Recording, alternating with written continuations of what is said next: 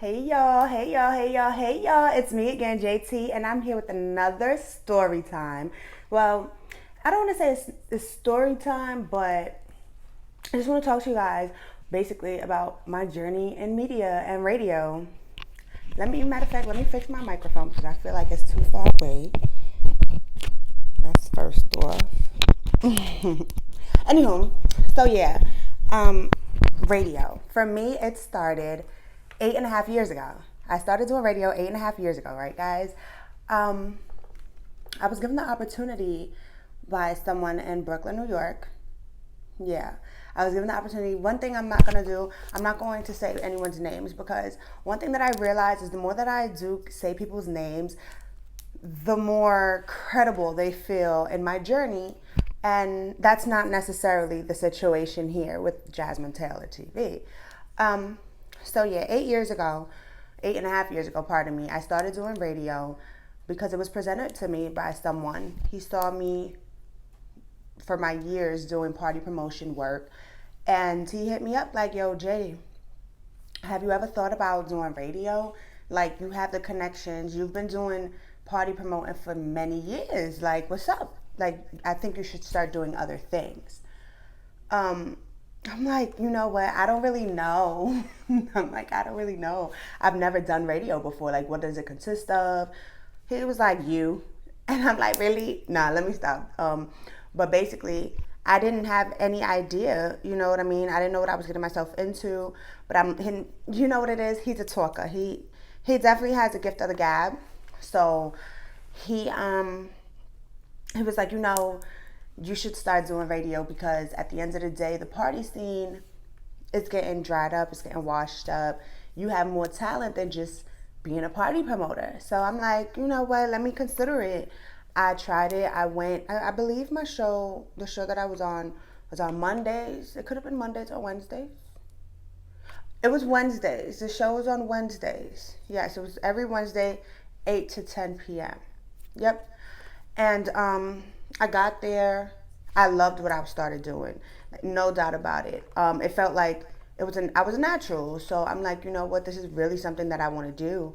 Um, Now I'm there and I'm realizing like the person and we're cool and all, but I see that he's starting to get other female like guest hosts and things in that nature. So of course I'm starting to feel away because I'm like, what does he have going on? Why he keep having all these female guest hosts, and here I am putting in all the necessary work. Like I'm promoting out the show, I'm building the show name. Like even if you was to hashtag the show name now, you would still see nothing but my posts. Um, so yeah, I start feeling away because I'm like, all right, this ain't working out. I feel he's being sneaky about something. Come to find out, matter of fact, when I come to find out, because I was going through my domestic violence situation, I um I had missed a few weeks because I was just so embarrassed with actually attending the radio station. I had marks on me, hair messed up, bald spots. This like I was just a wreck, right? So I really didn't want to go to the station. I mean, yeah, I really didn't want to go to the station. Um, Hi, Bug. Is this my new setup? For right now, it is. For right now, it is. I'm in my home, my humble abode. This is my casa. Um, but yeah, this for now. Just for now. I'm trying something new. I'm trying something new. So anyway, I started doing radio, and I started feeling funny vibes off the person who actually introduced me to be his co-host. He started having different females, and I realized like we don't look alike. I know you guys are probably like, what do you mean by we don't look alike? Like he would have bartender looking females, bottle girl looking females come as our guest host. I don't want to put my finger up because my nail broke off again. If you guys watch my last video, you would see that I'm like, oh, my nail's fixed. It fell off again, y'all. So I'm gonna just go get my nails redone tomorrow. Anyway, bartender looking females, light skin, BBL bodies. Nothing against that at all, but it wasn't the image that we had originally. So obviously, I started feeling away. So me taking off for a few weeks, this dude really ended up not hiring, but allowing this girl to join as a permanent co-host. But then he stopped sending me flyers, stopped sending me lineups, stopped sending me rundowns and things of that nature. So when I noticed that, me being me at that time, that was in 2013, I was a real hothead, like I was an extreme hothead to where um, I was being beat every day, So I was just angry. I was an angry person. So anything that I said, anything that was done, like I took it real personal. So my way of communicating with him was in retaliation. So I ended up having an argument with him. Me being a Brooklyn girl, I told him SMD. Like it was really bad. Few months later, not even months, a few weeks later, come to find out that radio station ended up getting shut down because the owner the owner, she actually just got out of jail a few months, like the end of last year or something like that anyway. Come to find out, the station was being paid for like under fraudulent money and a whole bunch of like under the table shit. So I was kind of glad that I parted ways with it, with that station. Although it was unprofessional, it was my first few months. Not making any excuses, but I really was a rookie at the time, so I had no idea how things were supposed to go. I'm thinking it's my friend, so it is what it is. No, but that's not how you do business. But I'm glad that I separated myself from that station, because that station ended up getting raided, a whole bunch of things that I had no idea about. Okay, guys. So moving forward, I'm trying to keep this quick because I actually have an interview in a few minutes. So anyway, I'm like, okay, where do I go next? What do I do now? I want to continue doing radio. Like I found something I love to do. I want to stick to it. So shout out to my good sis, Silent Celeb. That is one name that I'll mention. Okay. Silent Celeb, we were working at the time at a location, but we were still cool because we stopped working at this location, but then we were still cool. So I hit her up like, yo, do you know any radio stations that I could join? Like I want to continue my radio career or whatever. So she put me on to a quick radio station. I was a co-host of a show because they were looking for a co-host, obviously a female co-host. It was in Manhattan, actually, in the Chelsea area. Me not knowing, the person whose show it originally was having issues with the station owner, and he wasn't paying him. He wasn't paying him his station rent, and he definitely wasn't coming in with like any advertisement slots or anything in that nature for him to actually bring in money. And me being a co-host, I wasn't aware of the money situation myself, right? So come to find out, we couldn't do our show no more. And even to this, I don't want to say to this day, he still hasn't told me the reason why our show had to stop. Well, I don't want to say our show, but it was his show, but why the show had to stop. I found out because of the owner told me, and the other co-host ended up telling me what had happened. He stopped paying his rent. He got into an argument with the owner. The owner was like, your show is null and voided here at my establishment, which is understood. Cool beans. Next up, I went to a next station. I loved it. To this day, if I lived in New York, I would go right back to this station. I'm not even going to hold y'all.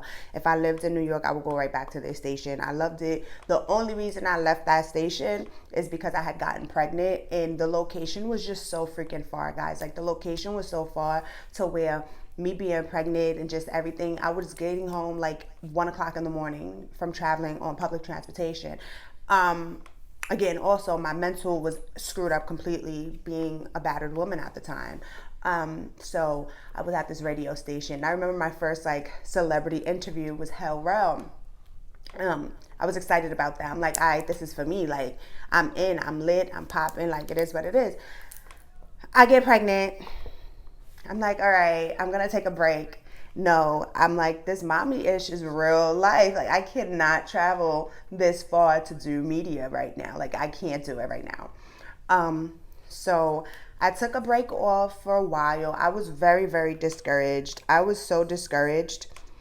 I was so discouraged to where I was like, I probably don't want to do radio anymore. And may my good friend Frago, rest in peace, he would always send me uplifting and encouraging words, because I was literally at the point where I was like, F it, I'm good.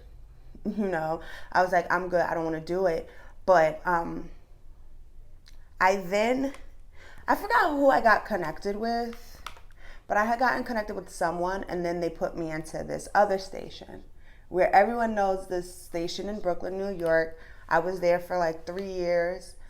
The station already was established, don't get me wrong, so I don't want to say I built the station, but I definitely contributed a lot of time. I brought a lot of clientele to the station, a lot of guests for interviews, just a lot. I've done a lot for the station. I put my time there. Some days I would be there for 12 hours, y'all. 12 hours. Sometimes I would be there for 12 hours, nothing to eat, broke, hungry, just tired. But because I genuinely saw my vision, understood my vision, I was like, I'm gonna stick it out. This is what I'm really gonna do, you know. So time and time went on, and at first I started at the station as a co-host. I left the station with having my own show. So amongst me being a co-host, and then I got my own show, I had a sponsor who was paying for my own show. And then once the sponsor and I saw different visions, we went different ways. I then became paying for my own show, which I really didn't have a problem with because I was working at the time. But I was also in a fucked up situation. Excuse my language, but I was also in a messed up situation where all the little bit of money I had was for me to survive, considering, again, I was in a domestic violence situation. Moving forward, when I couldn't pay my rent for like 2 months, I communicated that with the station owner. The station owner was like, okay, I understand. You still put in your time. It is what it is. Just pay me when you can. I'm like, all right, cool beans. Thank you so much for understanding. But I get to the station and my name, my show, and how much I owe is on the board. That's a public board where any and everyone can basically see it if you walk into this office. And everyone used to walk into the office or whatever. Right? So, I'm sorry. I'm looking at my Facebook comments. Hey, Bree. So, we freaking, what you call it? I go into the office and I see this and I'm like, wait, hold on. Why is my name on this board? I'm a station manager. I put in the most time out of everybody, like with my son here as well. Mind you, my son was an infant at the time. So, a toddler. So it was unfortunate about this, like the situation that was going on. So what caused me to leave that station is I would give my suggestions on how I feel like the station could grow, what I feel we can do better, what I feel like we can do as a collective, as a family, the online radio blueprint, as they would call themselves. And I would get told, oh, we're not promoters, that's not our job, X, Y, and Z. And to me, that's a smack in the face, because I'm like, if this is a station we're collectively supposed to be making it grow and build it together, what do you mean we're not promoters? We're supposed to be contributing to the marketing aspect of this station as a whole, you know? And then it was that, amongst a few other things, and then the whole payment thing. Like, if I'm putting in mad time and I never asked you to pay me, never ask him to compensate me or anything in that nature, because I'm learning what I gotta learn, you feel me? It left a bad taste in my mouth, because then, aside from him communicating with me, he went to everyone else who were mutual sources to us, saying, oh, Jasmine's not allowed in this station, she's this, she's that, blah, blah, blah, blah.